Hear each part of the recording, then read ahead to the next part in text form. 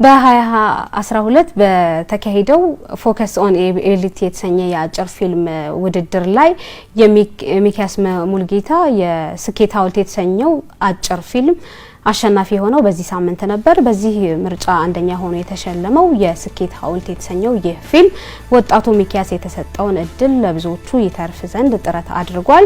ባገኘው አጋጣሚም ከአዘጋጆቹ ጋር በመነጋገር ፌስቲቫሉ ወደ ሀገራችን እንዲመጣ ሰርተዋል። ፎከስ ኦን ኤቢሊቲ ኢትዮጵያ የሚል ስያሜ በመስጠትም ለጀማሪና አንጋፋ የፊልም ባለሙያዎች ልምዱን በማካፈልና ቴክኒካዊ እርዳታ በመስጠት እያገዛቸው ይገኛል። በዚህ ዓመት በሚካሄደው የ2013 የፎከስ ኦን ኤቢሊቲ ውድድር ላይ ታዲያ በምርጥ አጭር ፊልምና ምርጥ አጭር ዘጋቢ ፊልም 33 ኢትዮጵያውያን ተሳታፊ ሆነዋል።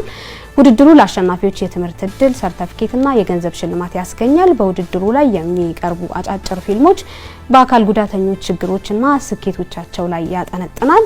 ኢትዮጵያ በእነዚህ ለውድድር የቀረቡ አጫጭር ፊልሞች ገናና ስሟ እየተጠራ ይገኛል ሲል የፎከስ ኦን ኤቢሊቲ ኢትዮጵያ ኤክስኪዩቲቭ ዳይሬክተሩ ሚኪያስ ሙልጌታ ተናግሯል።